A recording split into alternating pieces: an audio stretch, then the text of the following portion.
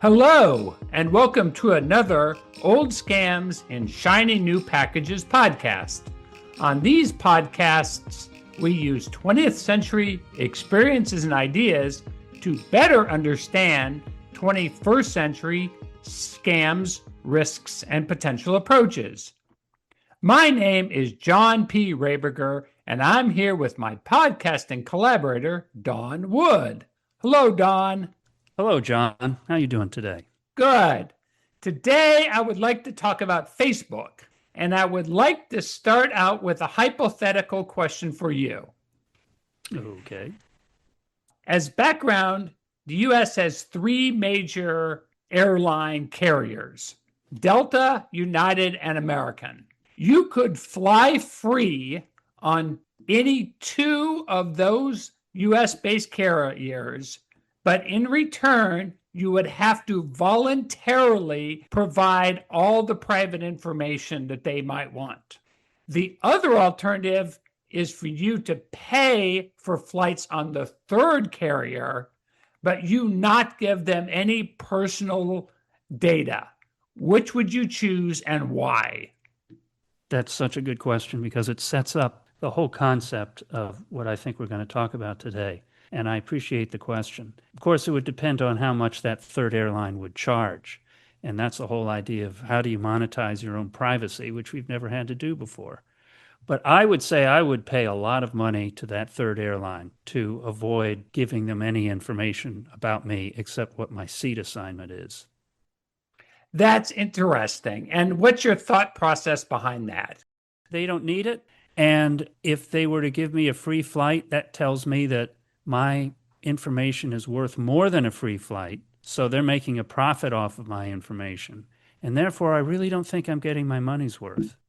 Okay, so it's an economic evaluation. It's an economic one, yes, but also I don't think that they really need to have my data. And we've been talking about this now for some weeks with these podcasts, which are so interesting and make me think. I just don't want to give information out that I don't have to. So I would be willing to pay money to avoid that. Okay, that puts you in a somewhat unique situation because most people, I suspect, would prefer to take the free flight. Yeah. And this analytics is closer than you think it is to reality. The subject of today's discussion is Facebook, and Facebook costs about $100 billion a year to operate. That's a lot of money. And each of the three major air carriers costs between $50 and $60 billion a year to operate.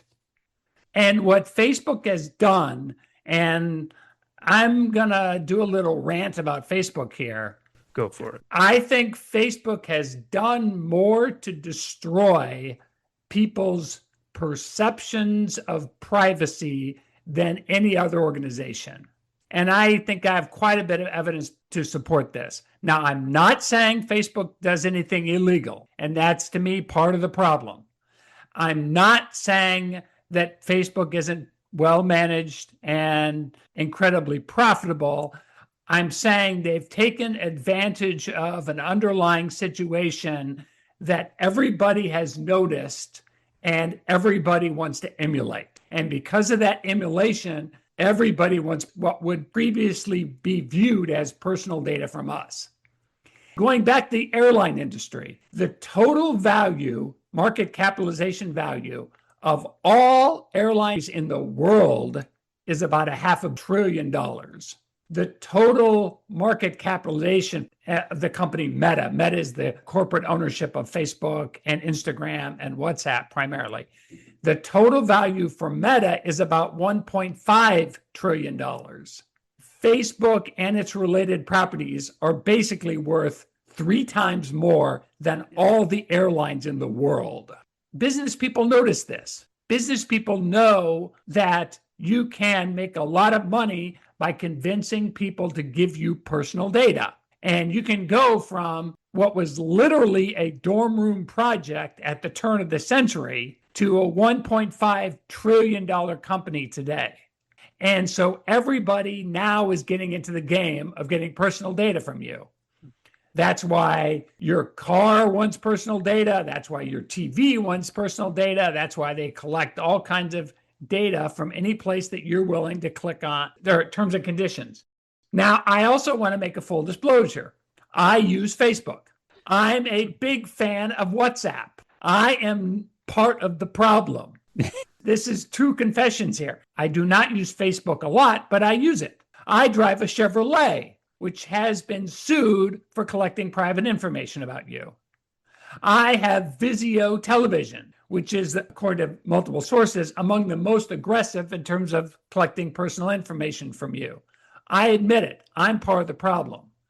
But I think it all basically comes down to Facebook figuring out how to monetize your and my personal data. And there also being no laws in the way to stop them from doing it. I'll halt the rant halfway along here and see if you have any input or ideas. I totally get it. Yeah, that's the fact that it's the surveillance society. Facebook is the original frog boiler. You know, they're really the ones that started the slow roll to giving up our information. I did say, to answer your question earlier about United, I would take whatever that airline is. Let's say it's United that said they would give me a flight, but I'd pay for it. They wouldn't take my data. Do you feel that you're at any risk having all that data out there from your car, from your Facebook, from WhatsApp? Is there any feeling of vulnerability? Yes, constantly. I think we all should have a nagging feeling of vulnerability all the time. That's not a comfortable feeling, but that's just the Faustian bargain we've made for getting Google services for free, for getting Facebook services for free, for getting a whole bunch of other internet services for free. Is it's possible for bad guys to find out a lot of information about us. Sometimes they can steal it, which is a lot cheaper for them. That's why they try it. But they can also buy it from commercial sources too, some of it. So it's a nagging feeling of, as they say nowadays, unsafe. But unsafe. Do you feel unsafe? No, I don't, because I've been in the industry a long time. So I kind of have security antenna that sort of pop up. I feel sorry for the people who do not have my breadth and depth of experience. I am not a security expert, but I've been around enough security people and I've been exposed to enough security related issues and ideas that I get the guts of it. And that's why I'm just better armed than most people, but 99.9% people are not as well armed as me. But I do have a nagging feeling of always kind of being vulnerable. And I think that shuts out is. And the irony of all this, during the last century, there was a book called 1984 by George Orwell. And it was a very famous book. And it was about how essentially government would become Big Brother. And it would have all the privacy information about you, and it could control you in a way that would make a totalitarian's dream come true. That's why in 1973, the US passed the Privacy Act. Now, the Privacy Act only applies to the federal government when they collect data about you. And I am very aware of all the hassles that you have to go through to collect information about people. You have to tell the public, essentially, what you're going to collect, when you're going to collect it. You have to have Privacy Act notices that pop up on systems. It was designed to prevent Big Brother. What happens is, I know some people who were involved in developing the Privacy Act. I met them personally in my professional life, and they were wrong. The Big Brother is not the US government, or it's not just the US government. The Big Brother is also Facebook. Yes. The Big Brother is any organization like that. And now all of them want to be like that collect as much privacy information from you as they possibly can. Now, I want to say, when I use the term privacy, I use it as old man privacy, not legal term privacy. That is information that I would prefer that the whole world did not find out about or was not available for sale readily. Now, I know that's technically not private information because it's not protected by a law. And the only private information that I truly have is protected by law. It's not protected by Facebook's privacy controls or anything like that, because basically nothing that you put or I put on Facebook is really private because Facebook can see everything. Now, other users can't see it, but Facebook can see everything. And to be honest with you, Facebook also has the legal right to use anything you put up there on Facebook. So they can see stuff that you didn't put up on Facebook. Can they see things that you're doing without being logged into Facebook? In some situations, yes, they use cookies to do that because they may have business arrangements with other companies that feed them information. And this is, for example, like buttons. If you're not on Facebook and you use a Facebook like button, Facebook finds out about that. I've seen those cookies. I don't have a Facebook account, but I've seen Facebook cookies being loaded on my machine because I can see when I go to a particular site, John, if you look down at the lower left-hand corner of my screen, I can see a series of these things being loaded. And they all have HTTP addresses, and occasionally there'll be Facebook on there. Sure. And I have nothing to do with Facebook. I know. Nevertheless, there it is. Because Facebook has a business arrangement with that website or app or whatever it is to collect information about you. And now this is something, couldn't this be solved at browser level? Ask app not to track. We do have that on iPhones. You really have to trust that the company that's promising you that is not keeping Facebook from collecting the information, but is collecting the information themselves for their own purposes. Apple does this, Microsoft does this, Amazon, Walmart, Target, they all collect it because Facebook has demonstrated to everybody in the industry the value of doing that. Now, they all want to collect it for their own purposes. So if you're on a commercial product, which is almost all of them, and you say, don't track me, it doesn't necessarily mean that the product you're on doesn't track you. Right. It just means that they don't necessarily allow other people to track you. So that solves kind of some of the volume of stuff that was leaking.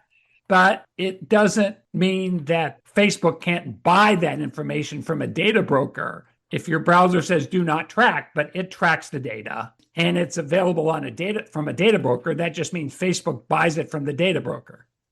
I was thinking about that today, the data brokers and buying things from a data broker. And wouldn't it be nice if we could get a little notification every now and then that said data broker ABC firm just bought a little bit of your data for $15.39. I'd like to know that. Yeah, you'd have to change the law because they have every incentive not to provide that because first of all, it's a huge administrative hassle. Mm-hmm. Second of all, it might open them up to legal liability, which is what they're really scared about. And thirdly of all, they'd have to set up a validated mechanism to communicate with you, and that'd be a hassle, enormous hassle for them. Well, what I'm trying to get at is beyond objecting to losing your identity to the internet, how do we know that as we're doing that voluntarily, losing our privacy, John, how do we know that we're getting our money's worth? In other words, I'm giving up a certain amount of privacy that, let's say, equals $100 a year.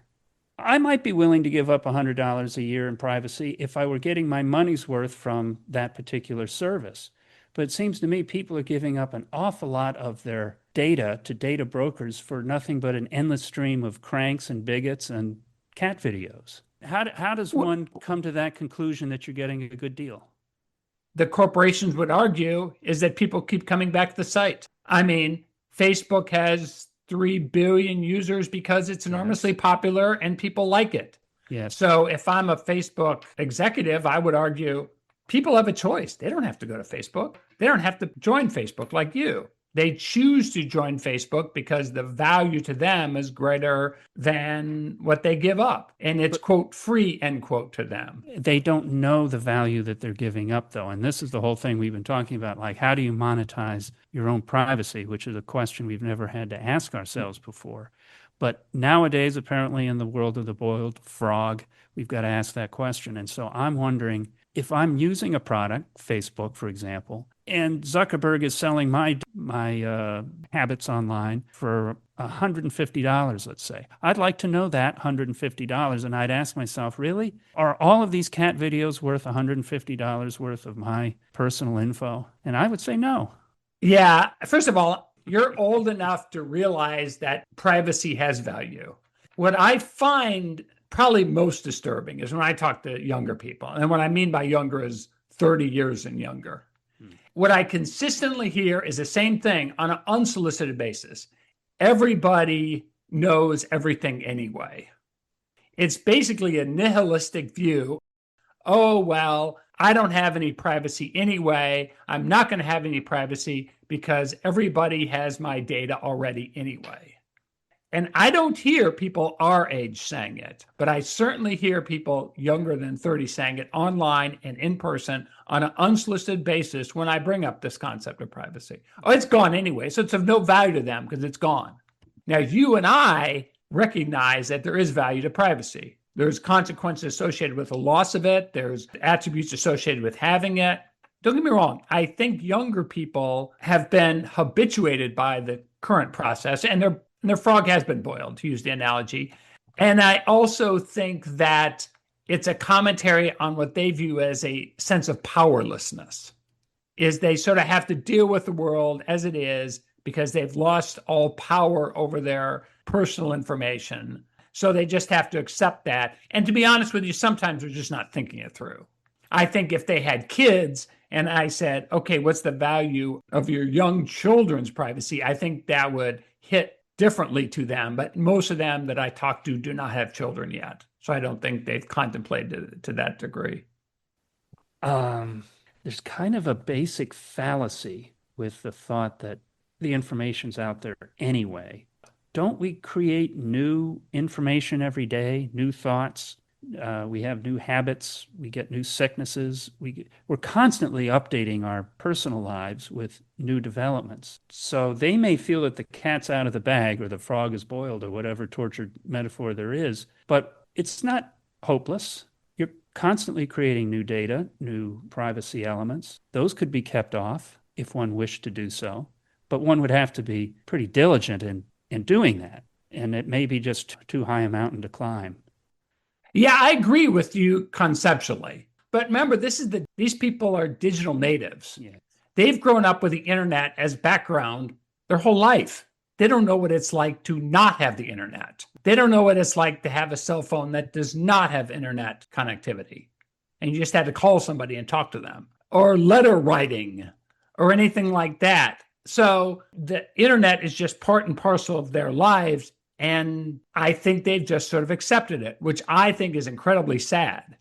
But there's also a social component to it, too. They're on Facebook because their friends are on Facebook. They're on Snapchat because their friends are on Snapchat. They're on whatever the next trendy thing is. I'm not sure what it is because I'm not that young anymore. But there'll be a trendy thing, and then the young people will be on it, or the organization will try to collect personal data about you and sell it or use it for advertising or something like that. So I think to some degree, they're kind of caught in a loop. And also, to some degree, they don't know what they're missing. Does that make sense? It does.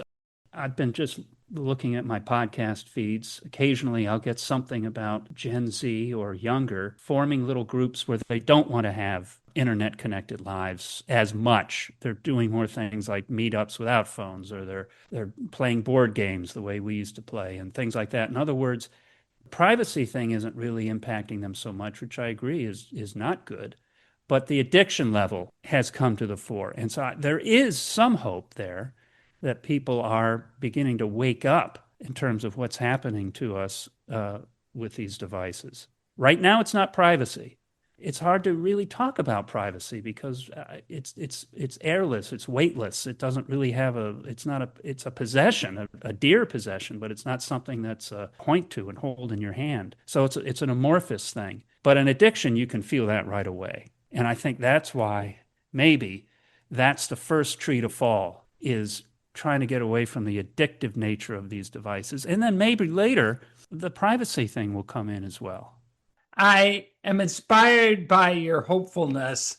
I just have to say, I see the user numbers keep going up around the world, and I hope for the future. But the cynical part of me keeps gnawing away in the back of my skull. I think it's the cars that are really that your car, your Chevy, apparently knows everywhere you've been and how long it took to get there. That's really disturbing.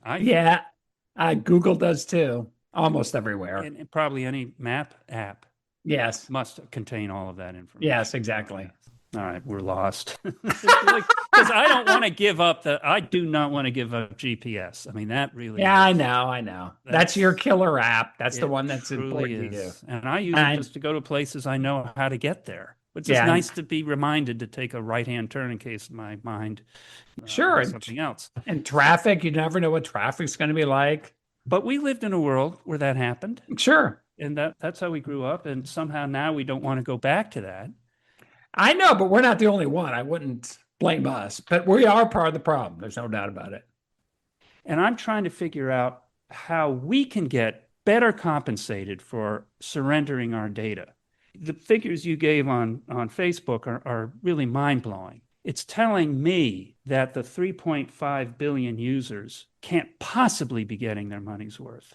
I concur with you. And if you have a way to figure out how to do that, I am all ears. Well, I did have a suggestion, which was somehow to have a little pop-up that would come up and say, hey, you just clicked on a cat video, and Meta just made 50 cents on that. From you and the data that you surrender, that's 50 cents right there. 50 cents worth of you liking cat videos. I would like to see that, because then I might say, well, yeah, okay, that's 50 cents. Doesn't seem like a lot of money. But was that cat video worth 50 cents of my data? Hell no. Okay, well, I can suggest one way to do it, but it's not going to be easy. Okay. And that is create privacy laws that apply to U.S. citizens like you and me. Mm-hmm.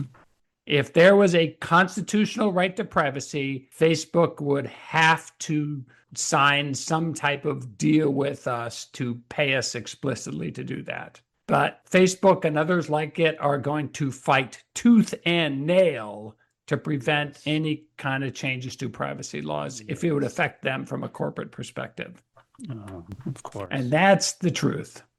That's got to be right. Now, I'm writing that down, right to privacy constitutional change. And that's going to be right behind term limits and the pardon power that must be curtailed. And then we'll go to right to privacy. Well, of all those, I hate to say it, I view right to privacy as a lot more important because it affects a heck of a lot more. I know, but but it's also probably not going to happen in our lifetime. But anyway, I will end this podcast by saying, don't be afraid, because modern scams are just old scams in shiny new packages. Thank you, Don. I appreciate it. That was a fun conversation. Thanks, John.